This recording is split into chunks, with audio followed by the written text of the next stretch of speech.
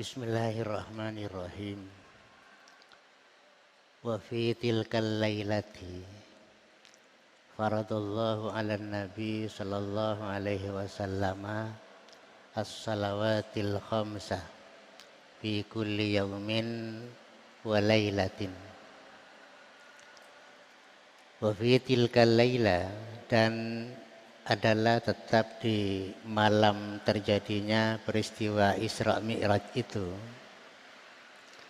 Faradallahu ala nabi, telah mewajibkan siapa Allah atas Nabi Muhammad sallallahu alaihi wasallam as-salawatil khamsa, kepada salat yang 5, fi kulli yaumin wa lailatin, dalam setiap hari dan setiap malam. Wadzalika, adapun peristiwa ini atau wajibnya salat yang 5 waktu ini, ba'da murajaatihi ila maqamil munajati aksara mim marrah, setelah kembalinya Nabi ila maqamil munajati, kepada tempat munajat kepada Allah, tempat berdoa kepada Allah, ya. Aksara mim marratin, lebih dari 1 kali.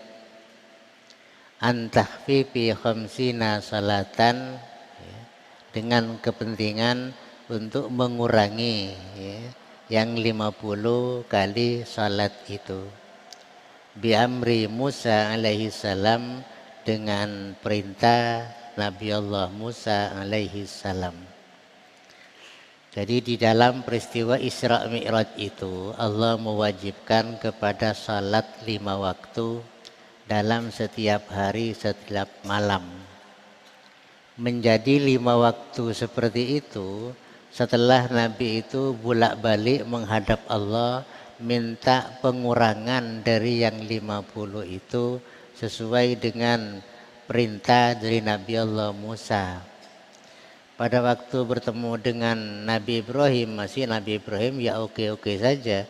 Setelah ditanya oleh Nabi Ibrahim, setelah Nabi pulang sudah menerima salat 50 waktu, ketemu Nabi Ibrahim itu, Nabi Ibrahim ya enggak komplain bagaimana, ya pokoknya ya apa katanya, ya dapat apa kamu, ya dapat salat 50, ya sudah, ya kerjakan aja, kan kayak gitu. Tapi setelah turun ke bawah lagi ketemu Nabi Musa itu sekarang yang memerintahkan Nabi untuk balik lagi minta dispensasi, kan kayak gitu. Nabi Ibrahim enggak, Nabi Musa yang memerintah kepada Nabi untuk balik lagi kepada Allah, ya, untuk minta dispensasi pengurangan dari 50, ya, dari 50 itu, kan gitu.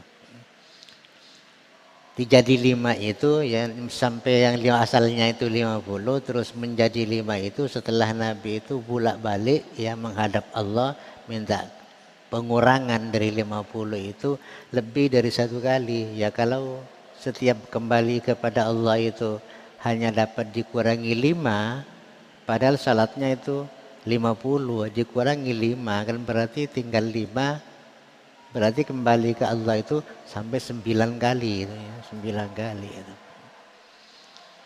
9 kali. Dengan perintah Nabi Musa. Alasan Nabi Musa ya mungkin kasihan kepada umat Nabi Muhammad itu. Umat Nabi Musa itu orangnya besar-besar, gagah-gagah, sehat-sehat, itu tidak mampu melaksanakan salat segitu. Apalagi umat Nabi Muhammad yang kecil-kecil seperti kita ini terus diberi beban sampai 50 waktu setiap hari, setiap malam itu. Kan seperti yang kita logikakan itu, kalau umpama itu jamnya seperti jam sekarang, ya, 1 hari 1 malam 24 jam, kan tidak sampai setengah jam 1 kali salat itu. Kan tidak pulang dari masjid, kan, ya. Tidak ada kerjaan lain kecuali ngerjakan salat saja, kan kayak gitu. Habis wiritan, ya, adzan lagi, habis wiritan adzan lagi, tidak pulang-pulang, ya, sehari semalam di masjid itu. Ya untung, ya, termasuk juga ada nikmatnya juga, ada kepentingannya juga. Nabi Musa ini memerintahkan kepada Nabi yang akhirnya Allah yang memberikan dispensasi pengurangan yang 50, ya. menjadi 5, tapi pahalanya tidak kalah dengan yang 50. Sama pahalanya dengan 50 itu sama. Yang 5 itu. Ya. Itu yang disebut dengan tahfif tangkis. Ya. Kalau dalam ilmu fikihnya itu disebut dengan tahfif tangkis. Jadi keringanan pengurangan. Tidak bedanya sama dengan salat qashar itu ya. Sama kan? Salat qashar yang 4 rakaat jadi 2 kan, dikurangi kan, dikurangi. Namanya tahfifnya itu tahfif tangkis, pengurangan ya. Pengurangan dari 50 menjadi 5 itu. Pahalanya sama dengan pahala 50 itu. Ya. Walaisat qissatul Isra wal Mi'raj min ajli ru'yatillahi wa munajatihi.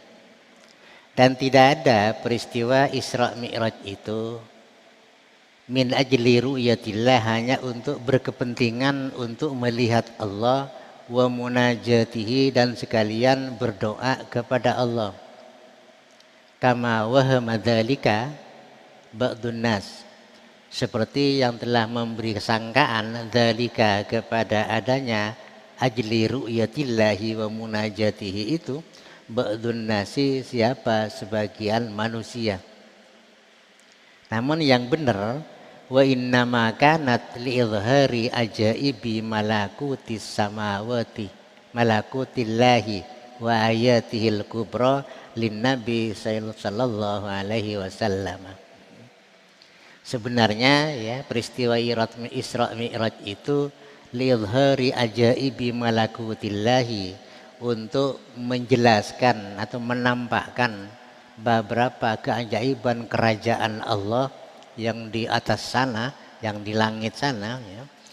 Wa ayatihil kubra, dan tanda-tanda kebesaran Allah yang besar, perlunya diperlihatkan untuk siapa?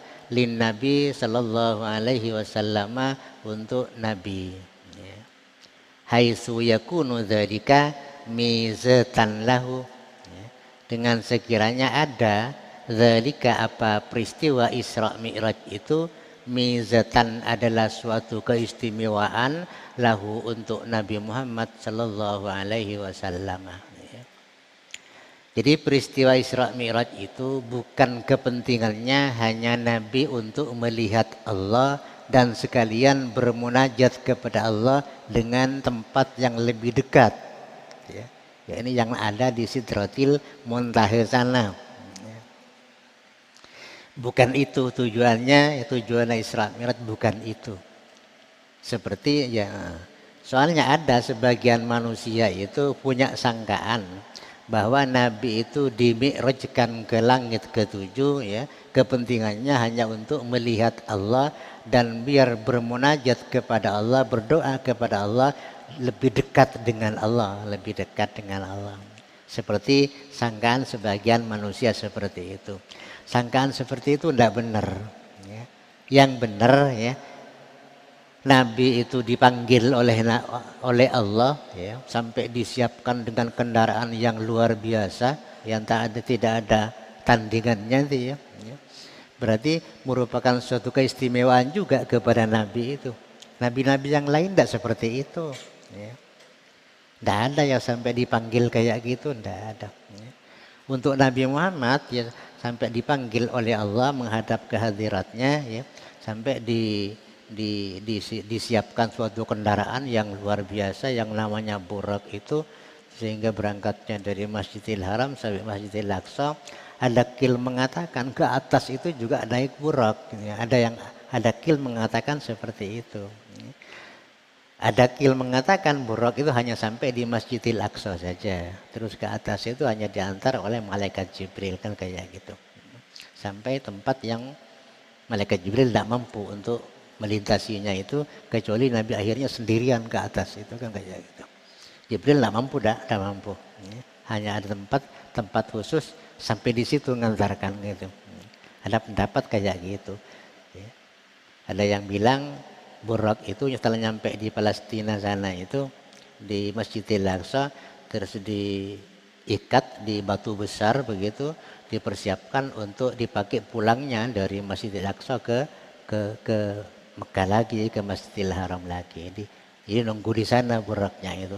Ada yang bilang dengan Buraknya ke atas itu. memperhatnya ke atas. Sampai ya ke tempat munajat ya, tempat munajat berdekat dengan Allah ya, yaitu yang sampai menerima kewajiban salat 5 waktu itu di tempat itu kan. Ya, sebenarnya yaitu untuk memperlihatkan keajaiban-keajaiban ke malakutillah atau kerajaan Allah yang ada di langit. Jadi kerajaan Allah bukan hanya ada di bumi, tapi yang ada di langit pun perlu diperlihatkan untuk Nabi Muhammad, karena yang demikian itu merupakan keistimewaan untuk Nabi Muhammad. Ya. Mizatan di sini ay sifatan mumayyizatan lahu, ya. Mizatan maknanya itu ay sifatan mumayyizatan lahu. Artinya merupakan sifat keistimewaan yang hanya dimiliki oleh Nabi Muhammad, yang tak dimiliki oleh nabi-nabi yang lain kan kayak gitu. Ya. Sehingga Nabi itu melihat apa ya, perjalanan kalam yang nulis itu di situ di Lauh Mahfuz itu ya, melihat itu ya. Terus melihat kursi itu ya. Ya kursinya ya benih kursi kayak gini ya. Ya kursi kayak ya pokoknya kursi begitu saja, gimana bentuknya ya kita tidak tahu juga kan kayak itu ya. Hanya informasinya kayak gitu, termasuk itulah yang dimaksud dengan apa sih ayatil kubro, tanda-tanda kebesaran Allah yang agung ya, yaitu ada malakut kerajaan-kerajaan yang tak kita ketahui tapi hanya sifatnya merupakan informasi itu ya. Sifatnya merupakan informasi. Dan wajib kita percaya dengan informasi seperti itu. Qala ta'ala seperti yang difirmankan Allah, linuriyahu min ayatina kan ya. Jadi perlunya Nabi dipanggil ke sana itu sampai disiapkan kendaraan istimewa begitu yang tak dikendarai oleh nabi-nabi yang lain ya. Linuriyahu min ayatina, untuk kami perlihatkan kepada Muhammad min ayatina, dari tanda-tanda kebesaran kami. Ya. Makanya langit itu sampai dihitung menjadi 7, yaitu kan lewat perjalanan Nabi. Nabi melintasi langit pertama ketemu siapa, kedua ketemu siapa, ketiga ketemu siapa, baru kayak. Soalnya di Quran sudah dijamak, bentuknya samawat itu kan dijamak, berarti beberapa langit kan, berarti bukan satu langit. Ada satu langit pertama, langit kedua sampai ke-7. Dan itu yang diperlihatkan oleh Nabi kan gitu. Di atasnya langit ke-7 ya ada yang namanya ya Sidratil Muntaha itu kan kayak gitu. Nabi-nabi yang lain tidak tahu itu, tidak tahu. Cuman ditempatkan di langit yang pertama siapa ya. Ada di situ, di yang kedua siapa, ketiga siapa, kan kayak gitu. Tapi nyampe di atasnya langit itu ya enggak ada nabi-nabi yang lain. Makanya dikatakan di sini sifat apa? Mizatan, sifatan mumayyizatan lahu, merupakan sifat yang istimewa ya, yang tak dipunyai oleh nabi-nabi yang lain, hanya dimiliki oleh Rasulullah sallallahu alaihi wasallam. Wa qala ta'ala, Allah Ta'ala juga berfirman di ayat yang lain, laqad ra'a min ayati rabbihil kubra. Telah melihat siapa Nabi Muhammad min ayati rabbihi, dari tanda-tanda kebesaran Tuhannya, al kubra, yang agung, yang besar ya, yang besar. Ada yang namanya Lauh Mahfuz, ada yang namanya ya Sidratil Muntaha, ada yang namanya Raf-Raf, ada yang namanya Mustawun. Semua itu diperlihatkan ya. Kalau kita kan cuma cerita Nabi ngiding ya. Nabi tahu itu. Nabi tahu. Itu yang dimaksud dengan min ayati rabbihil kubra. Ya. Surah An-Najm. Jadi bukan kepentingan untuk munajat lebih dekat kepada Allah, bukan. Allah itu tak perlu dekat ya, kalau masalah munajat tak perlu dekat ya. Walaupun ada di bumi, Nabi bisa munajat kepada Allah, bisa kok, tidak usah dipanggil ke hadiratnya, tidak usah. Jadi kepentingannya ya di samping untuk memperlihatkan tanda-tanda kebesaran Allah, yaitu untuk kepentingan menerima salat. Artinya ya kewajiban-kewajiban itu tidak ada yang sehebat seperti kewajiban salat itu. Sampai-sampai salat itu diabadikan dalam Al-Quran. Ada ungkapan wasta'inu bis-sabri was-shalah. Ya. Wa innaha lakabiratun. Sesungguhnya salat itu termasuk pekerjaan berat, bukan dosa besar, pekerjaan berat. Ya. Illa alal khasiin, kecuali ya kepada orang-orang yang sudah nyampe tingkatan khusyuk, baru tak merasa berat ya, mengerjakan salat. Tapi orang-orang biasa itu ya keberatan ya. Ya kita-kita ya keberatan ya. Enak-enaknya tidur dibanguni kan kayak gitu ya. Kadang-kadang ya marah-marah kepada yang membanguni kan kayak gitu. Padahal itu kewajiban kan gitu. Saking pentingnya salat sampai Nabi dipanggil ke hadiratnya untuk menerima salat yang 5 waktu ini. Di samping memperlihatkan tanda-tanda kebesarannya itu. Kalau kewajiban yang lain tidak ada yang sampai seperti salat. Puasa misalnya ya cukup lewat Jibril. Haji ya cukup lewat Jibril kan kayak itu. Ya. Zakat ya juga seperti itu. Walaupun sebutannya itu dibersamakan dengan salat. Ada ungkapan hakimus shalah wa atuz zakat, itu berarti segi wajibnya sama-sama ya, sebutannya sama-sama. Tapi pentingnya itu ya tak seperti kepentingan salat. Nah, salat itu dikatakan ibadah individu, ibadah perorangan. Jadi kita langsung berhadapan dengan Allah. Hubungan vertikal bukan horizontal lagi ya. Dan ada sangkut pautnya dengan orang lain. Artinya salat tidak bisa diwakilkan ya, tidak bisa. Disalati tidak bisa kecuali mati. Ya, baru disalati kan gitu. Kalau zakat tak semua orang kena kan. Hanya wajib kepada orang yang punya harta, yang tidak punya tidak usah kan kayak gitu. Tapi kalau salat ya, semua besar kecil tua muda genteng coba ya pada kena semua ya, kena semua kan gitu.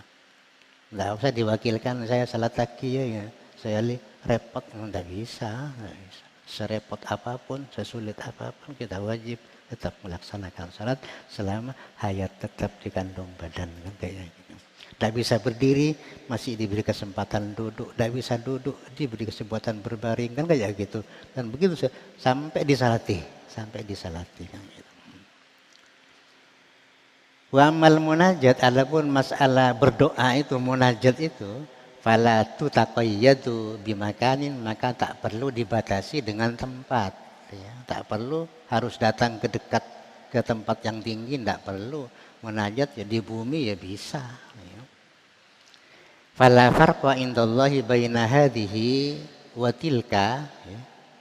Baina hadhihi, maka tidak ada perbedaan indallahi menurut Allah baina hadhihi antara munajat ini ya, wa tilka dan itu cerita Isra Mi'raj itu ya.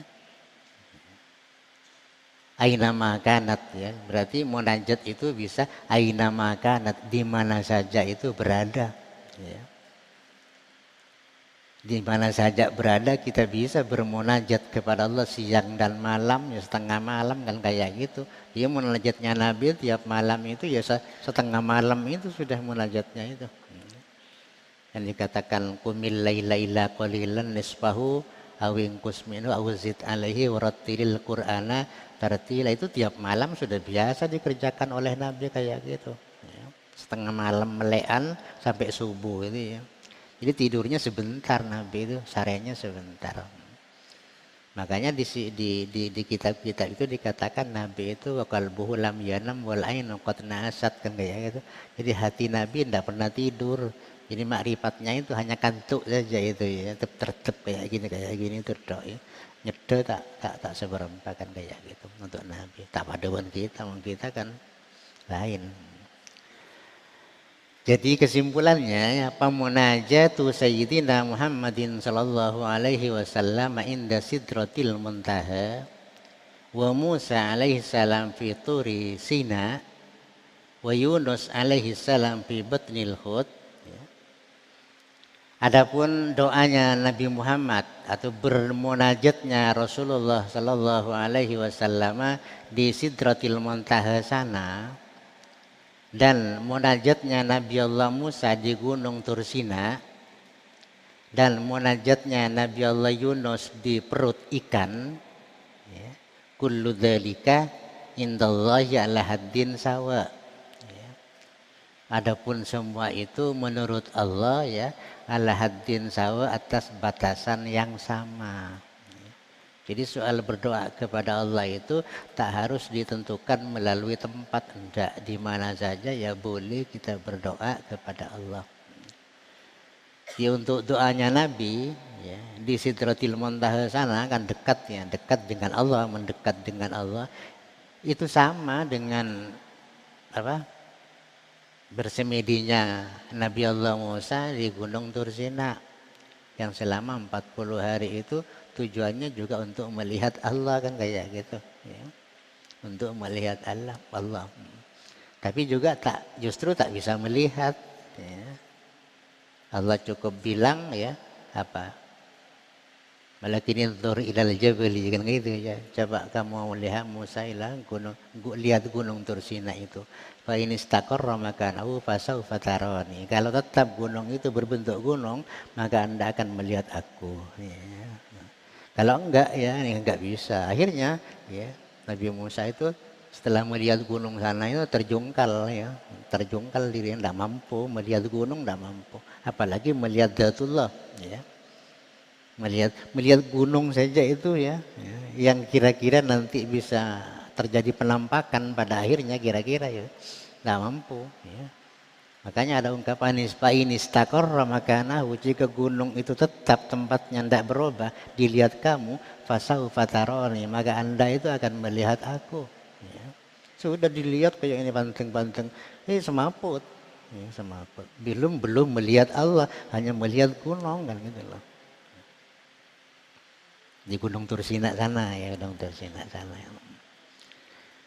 Nabi Allah Yunus ini berdoa yaitu ada di perut ikan ya, pada waktu dianya itu pergi meninggalkan kaumnya kan kayak gitu ya. Naik perahu terus di perahunya itu tidak mau berangkat, maka orang perahuan itu bilang bahwa di sini ini ada orang yang minggat, ini ada pergi tanpa pamit orang di sini ini. Dicari-cari kebetulan yang tanpa pamit Nabi Yunus kan kayak gitu ya. Akhirnya dilempar Nabi Yunus ke laut ya, oleh juragan perahu itu, karena perahunya tidak mau berangkat karena ada orang yang pergi tanpa pamit ya, namanya minggat kan ini ya. Ya akhirnya setelah dilempar ya Nabi Yunus ya ditelan oleh ikan kan, baru perahunya itu berangkat, karena yang menjadi ketidakberangkatan itu ya sudah dilempar itulah, dilempar. Ya tidak serta-merta langsung dilempar, tapi diundi. Di semua orang yang ada di perahu itu diundi, namanya siapa yang keluar itu yang harus dilempar. Karena itu yang pergi tanpa pamit. Beberapa kali undian jatuh ke Nabi Yunus terus-terusan. Ya akhirnya ya Nabi Yunus terpaksa ya dilempar kan gitu. Dia ditelan oleh ikan ya. Terus dalam ikan itu ya baca subhanallah ya. Subhanallah. La ilaha illa anta ya subhanaka inni kuntu minadh dhalimin, sampai 40 hari lamanya di situ. Itu sama menurut Allah, itu sama. Di perut ikan ya boleh berdoa, di Gunung Tursina ya boleh, di Sidratil Muntaha ya boleh, di masjid kayak gini boleh, di musalla boleh. Ya enggak diikat oleh tempat. Soal munajat kepada Allah itu bisa-bisa saja di mana saja kan. Asal bukan di WC lah ya. Bukan divisi kan gitu. Jadi ala haddin sawa, sama saja ya, sama saja. Karena Allah itu maha dekat kepada kita ya. Sampai ada ungkapan idza sa'alaka ibadi anni fa inni qarib. Ya enggak usah pergi kemana-mana, fa inni qarib ujibu da'watad da'i idza da'ani kan kayak gitu. Ya ada lagi ungkapan innallaha aqrabu min hablil warid. Jadi Allah lebih dekat kepada kita dari urat leher kita ini. Kita sudah dekat dengan urat leher. Allah lebih dekat lagi dengan kita. Ini punya kita, ya, dekat dengan kita. Allah lebih dekat dari ini kepada kita kan kayaknya. Makanya ya dalam keadaan apapun kita itu tidak dibenarkan yang melakukan hal yang maksiat kepada Allah, karena Allah itu dekat dengan kita ya, pasti tahu, Allah itu pasti tahu. Jadi Qissatul Isra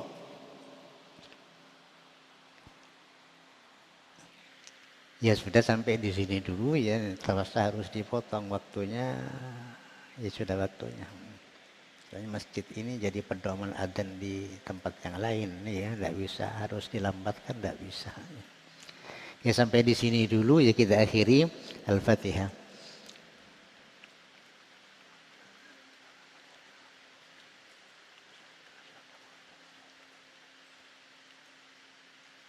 Assalamualaikum warahmatullahi taala wabarakatuh.